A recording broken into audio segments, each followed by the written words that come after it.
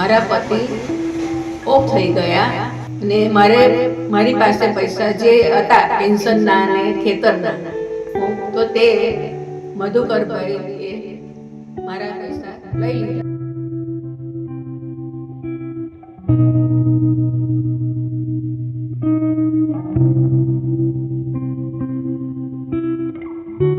वयोवृद्ध आजीची संसाराची पुंजी लुटली. आता जगायचं कसं? तब्बल 1,39,15,000 रुपयांची फसवणूक. पतीच्या पश्चात निराधार माऊलीच्या डोळ्यात फक्त अश्रूच शिल्लक.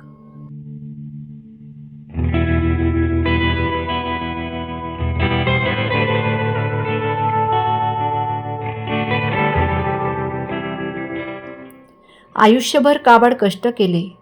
पोटाला चिमटा काढून 1-1 रुपया साठवला. फक्त एकाच आशेवर की म्हातारपणी कोणासमोर हात पसरवायला लागू नये. पण नियतीने असा काही डाव मांडला की ज्या पतीच्या साथीने स्वप्ने विणली तो साथीदार अर्ध्यावर सोडून गेला.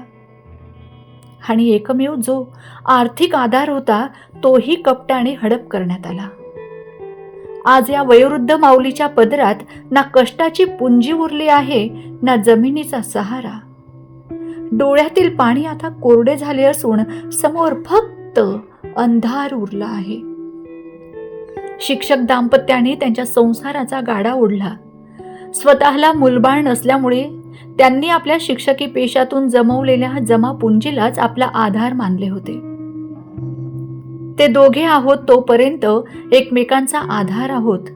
पण उद्या एक जण गेलं तर दुसऱ्याला त्रास नको या विचाराने पतीने हयातभर कष्ट करून पैसे साठवले होते. काही महिन्यांपूर्वी पतीचं निधन झालं आणि आजींच्या आयुष्यातील मुख्य आधार हरपला. पतीच्या निधनानंतर या माऊलीचा एकटेपणा पाहून मदतीचा आव आणणाऱ्या काही स्वार्थी प्रवृत्तींनी त्यांच्या भोवती जाळे विणले. आर्थिक व्यवहाराचा फारसी माहिती नसल्याचा फायदा घेत या वृद्धेच्या आयुष्याची संपूर्ण कमाई, ज्यात बँकेतील ठेवी किंवा मालमत्तेचा समावेश होता, ती फसवणुकीने हडप करण्यात आली. ज्यांच्यावर विश्वास ठेवला त्यांनीच पाठीत खंजीर खुपसल्याने या माऊलीचा हजारो नव्हे, लाखो नव्हे तर कोट्यवधी रुपयांना चुना लागला. नवापूर बँकेतील ठेवींवर जादा व्याज मिळवून देण्याचे आमिष दाखवून या 79 वर्षीय निवृत्त शिक्षिकेची तब्बल 1,39,15,000 रुपयांची फसवणूक केल्याचा धक्कादायक प्रकार नवापूर येथे उघडकीस आलाय. या प्रकरणी नवापूर पोलीस ठाण्यात भारतीय स्टेट बँकेचे सेवानिवृत्त अधिकारी मधुकर पाटील उर्फ मधुबापू यांच्यासह त्यांच्या पत्नी आणि पुतण्या यांच्यावर गुन्हा दाखल करण्यात आला आहे. आज या माऊलीकडे बघितले तर त्यांच्या चेहऱ्यावरील सुरकुत्यांमध्ये आयुष्याचा संघर्ष स्पष्ट दिसतो. पतीने माझ्यासाठी सगळं करून ठेवलं होतं, पण आता माझ्याकडे काहीच उरलं नाही असं म्हणताना आजीला हुंदका अनावर होतो. थरथरणारे हात आणि डोळ्यात साचलेले नैराश्य पाहून पाषाण हृदयी माणसाचेही डोळे पाणावतील अशी त्यांची अवस्था आहे. हडप झालेली रक्कम पुन्हा मिळेल का? या माऊलीला न्याय मिळेल का?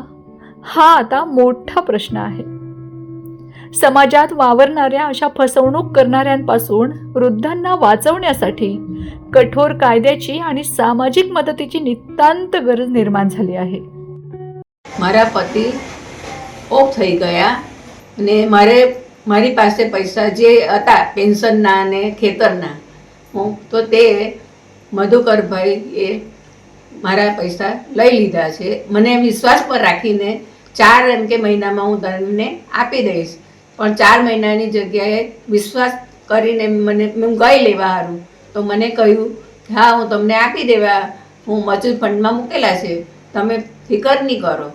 ને પછી હું પાછી લેવા ગઈ તો મારા સ્ટેટ બેંકમાં 1 રૂપિયો પણ નહીં દેખાયો. એટલે મેં પાછી એમાં બેંકમાં જઈને પછી વિનંતી કરી ને ત્યાર પછી આ મેં પગલું ભર્યું છે. તો મારા પૈસા જે લીધેલા છે તો મૂકી દે એટલું મારે.